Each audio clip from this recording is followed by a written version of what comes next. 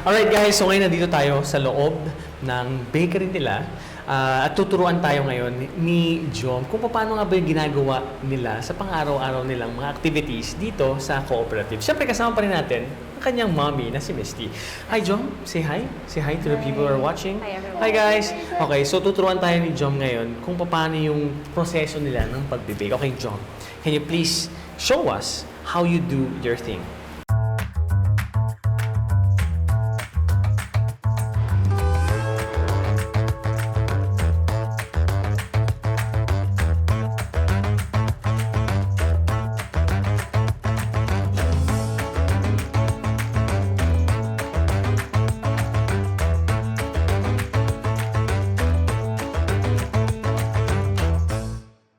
So ito yung araw-araw na, or for the most part, ito yung ginagawa ni Joms dito sa baking facility, dito sa May Quezon City.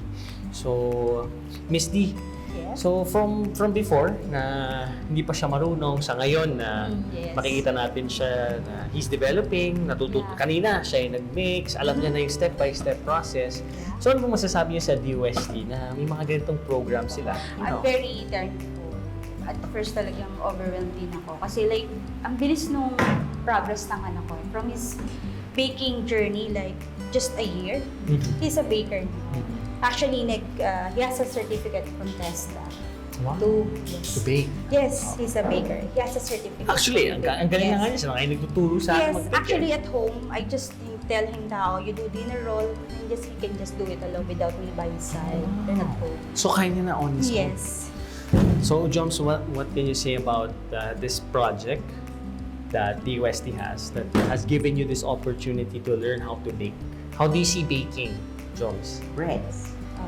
What does it do for you? Remember the one that you're baking now, that you're a baker and You have tell been them, baking, you have been doing this for now that you're a for so baker, long. so, Now you're a baker.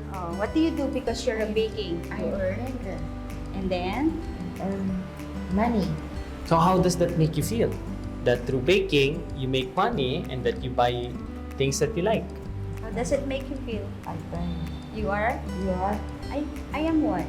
I am. Happy. I am happy. You're happy? Oh, that's nice. Don't be shy. Don't be Yeah, shy. don't be shy, Come don't be on. shy. It's really shy. Before ba kayo pumunta dito or pumasok dito sa program ng DOST, ano po yung parang main nyo na source of income? Well, I do always at home.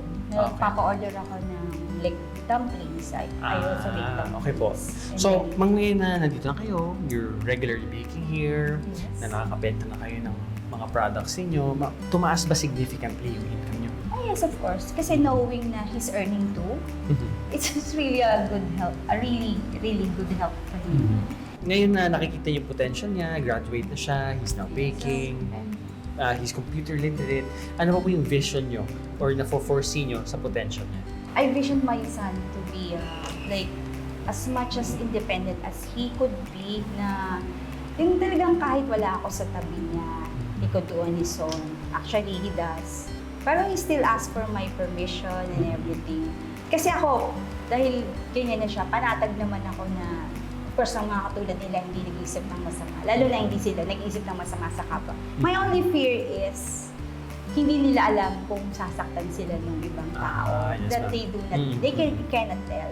They only see people as good as their heart is. So Miss D, para naman po sa mga nanonood natin ng mga mommies, mga magulang, na meron din po mga anak Yes. na kagaya po ni Joms, ano po yung masasabi ninyo? Na nakita nyo yung journey niya for the Yes. past year Ako, dito sa I would program na always to. want to say, look at your child's potential, not the incapabilities. Lagi pong gano'n.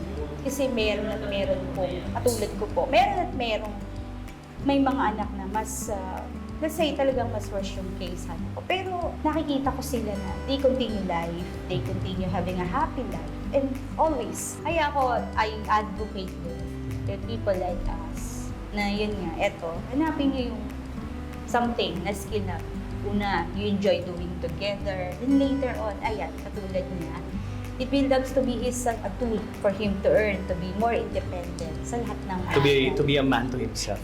Mukhang napapasarap ang ating kwentuhan na. Pero mukhang luto na din yung ating binibake na mga tinapay.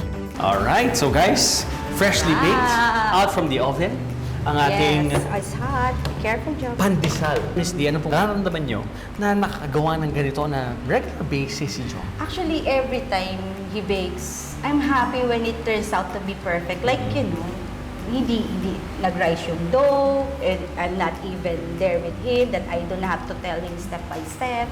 I'm So always basically, yung happy. independent na paggawa ng trabaho. In everything that he does. That's why I'm really very happy na yung na-invite kami rito. Tapos pagdating namin, even I am, talagang nagulat ako, ay, ang lalaki ng equipment dito. Like, iba. Sabi ko ba? Kaya yun, kaya mo talagang tonto ako na yung baking journey niya is nag-start sa ganito, na tamo ang bilis. In just a year, he's a baker now. Yeah.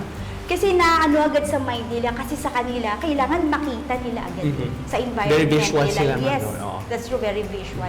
Mahirap magpaliwanag sa kanila. Pero pag nakikita na nila, they just follow.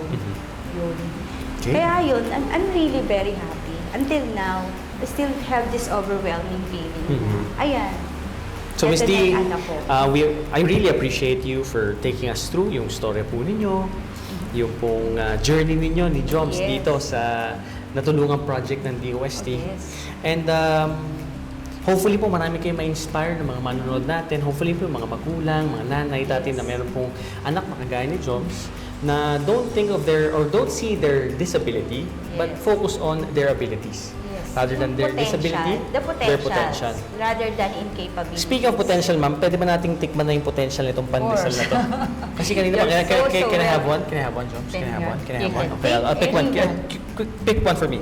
Okay. Oh, those, okay. Okay, Give him one. let's have. Okay.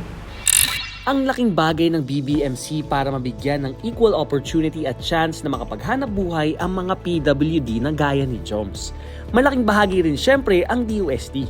Kaya alamin natin kung paano nga ba nakatulong ang DOST NCR sa BBMC.